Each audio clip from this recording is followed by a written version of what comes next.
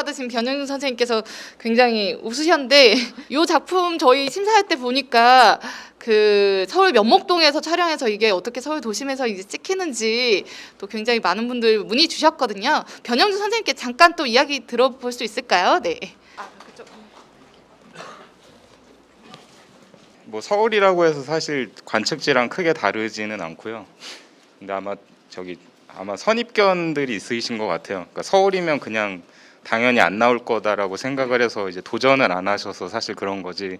말씀하신 대로 사실 요즘 저 하드웨어나 이제 소프트웨어들이 너무 좋아져서 저는 이제 아스트로돈의 이제 3나노미터 필터를 쓰고 있긴 한데 사실 5나노나 한 7나노 정도의 필터를 써도 그 노출 시간, 그러니까 그 단위 노출이 아니고 총 노출 시간만 충분히 확보하면 사실 누구나 다 사실 좋은 결과들을 낼 수 있다라고 생각을 하고요. 아마 도전을 안 하셔서 더 신기한 것이 아닌가. 그래서 아마 서울발로 상을 타는 건 이번이 마지막이지 않을까 생각이 드는데, 하여튼 이것도 아마 13시간 정도, 한 3일 정도 제가 이제 건물이 동편이 건물이 하도 높아서 오랫동안 저기 노출을 못 주고 보통 하룻밤에 한 4시간에서 한 5시간 정도 촬영을 하기 때문에 채널별로 하루씩, 하루는 H알파, 하루는 S2, 하루는 O3 이런 식으로 이제 3일에 걸쳐서 보통 이제 데이터를 얻고요. 아무래도 이제 서울이다 보니까 H알파 같은 경우에는 광해에 굉장히 강한데 O3 같은 경우에는 달이 안 뜬 날도 광해에 좀 많이 약해요. 그래서 실제로 O3 데이터를 제일 많이 얻어야 되는데 O3 데이터 찍을 때 미세먼지도 심하고 그래서 사실 원래 여기 중심부가 더 파랗게 고온의 영역이 더 파랗게 나와야 되는데 사실 제 개인적으로는 아주 잘 된 사진이라는 생각은 안 들었는데 상을 이렇게 영광스러운 상 주셔가지고 많이 감사드리고요. 그 외에 딱히 그다음 요즘은 또 처리 과정에서 결국 이제 전체 사진 이제 SNR이라고 해서 이제 신호대 잡음비를 늘리는 과정인데 결국 이제 신호를 늘리기 위해서는 저는 이제 모노 카메라라던가 아까 같이 협대역 필터를 써서 신호를 더 손쉽게 얻는 과정을 거치고 그다음에 노이즈 같은 경우에는 요즘은 이제 저기 딥러닝 기반의 소프트웨어들이 많이 지금 제공이 되고 있어요. 그래서 그 딥러닝 기반의 소프트웨어들은 예전의 노이즈 처리 프로그램들하고 다르게 별이나 천체의 디테일 같은 것들을 많이 훼손시키지 않고 처리를 할 수가 있는. 그래서 사실 예전에 비해서 이런 소프트웨어들에 대한 발전도 이런 사진이 가능하게 해준 그런 원천이라는 생각이 들고요. 뭐 이 정도의 준비를 제가 많이 안 해서 앞에 분들은 준비를 많이 하셨는데. 혹시 질문 있으시면 3일 동안 촬영했다고 하셨는데요. 그러면 촬영할 때마다 그 같은 위치에 망원경을 세팅하고 촬영하시는 거예요? 아니면 할 때마다 극출 경로를 새로 하시는 건가요? 그 망원경 세팅은 당연히 극축 정렬이나 이런 거는 기본적으로 매번 다시 하게 되고요. 그러니까 요즘은 이 화각이 결국은 중요한데 요즘은 이제 플레이트 솔빙이라고 해서 사진을 한 방 찍으면은 망원경이 하늘의 어떤 좌표를 바라보고 카메라가 얼마나 회전되어 있는지 각도 같은 것들을 다 계산을 해주기 때문에 제가 H알파를 찍었었을 때 이미지의 좌표랑 다른 날 이제 다른 채널을 찍었을 때 좌표를 카메라로 촬영을 하면은 소프트웨어가 분석을 해서 적경 저기를 다 알려줘요. 그래서 제가 처음에 찍었었던 H알파를 기준으로 고투를 하라고 하면은 그 좌표대로 망원경이 움직여주기 때문에, 그러니까 사실 어떻게 보면은 이제 요즘은 사실 약간 날로 먹는 것 같은 너무 장비들이 좋아져서 제가 개인적으로는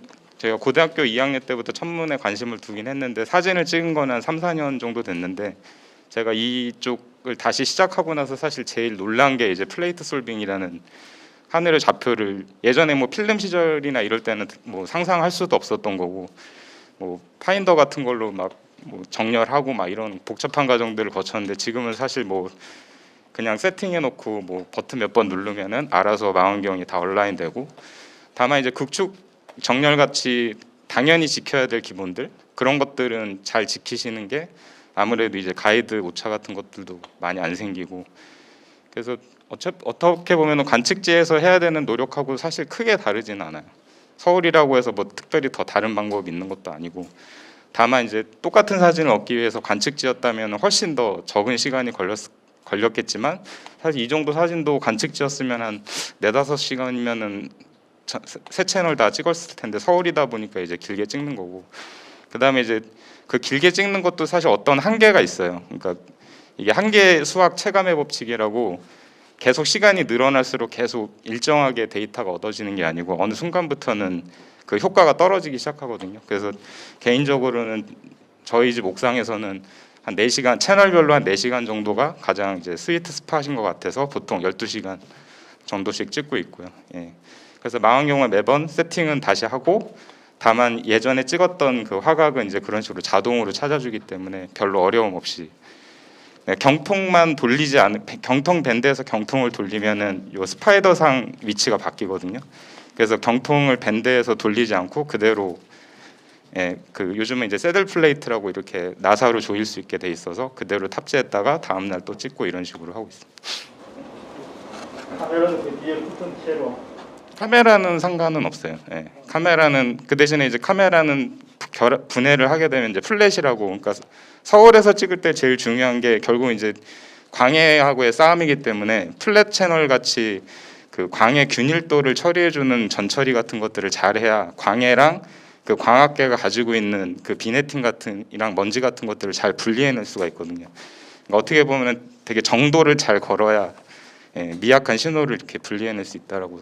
근데 카메라 위치 자체는, 예, 크게 상관은 없어요. 서울에서를 찍으려면요, 네. 다른 곳보다 광해가 심해서 아무래도 노출 시간이 줄 수 없잖아요. 그러면은 다른 곳 때보다 더 많은 사진을 찍어야 되는데 그냥 몇 장 정도 찍으면서 사진을 만드는 거예요. 복잡한 얘기라서 재미가 없으실 것 같은데, 요즘 시모스 카메라는 사실 리드 노이즈가 굉장히 낮아서 단위 노출은 되게 짧게 가져가도 돼요. 근데 단위 노출을 짧게 하면은 가이드 같은 것들에 의한 이제 오류 같은 것들이 누적될 확률이 적어지잖아요. 그래서 저는 되도록이면 이제 짧은 노출, 그러니까 적정 노출을 계산하는 공식 같은 것들도 있기는 한데, 그래서 협대역 필터 같은 경우에는 저희 집 옥상에서는 보통 얘는 이제 입실론이라고 f3.3 망원경이라서 한 2분에서 한 1분 30초 정도면 충분한 배경 값이 나오기 때문에, 제가 만약에 4시간 정도를 촬영한다라고 계획을 하면 1분 30초로 이제 4시간을 나눠서 장수가 나오고, 그 다음에 좋은 데이터를 얻기 위해서 이제 디더링이라고 해서 매 장을 찍을 때마다 망원경을 조금씩 움직이는 기법이 있는데, 그 디더링에 대한 인터벌 같은 것들도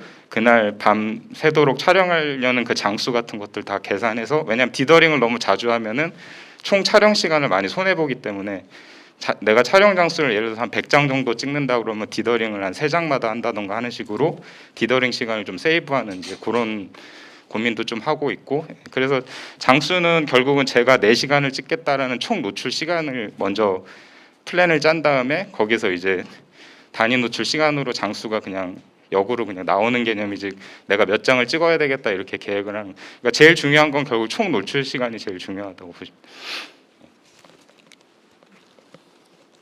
또 질문 있으시면, 없으시면 별하늘지기에다 올려주시면 제가 댓글을 잘 다니까. 네, 감사합니다. 대상의 변영주님이셨고요. 그 별하늘지기에 많은 이야기 있는데 이게 별하늘지기의 오프라인 버전으로 저희가 준비한 거라서 많은 이야기 진짜 들을 수 있어서 좋았습니다.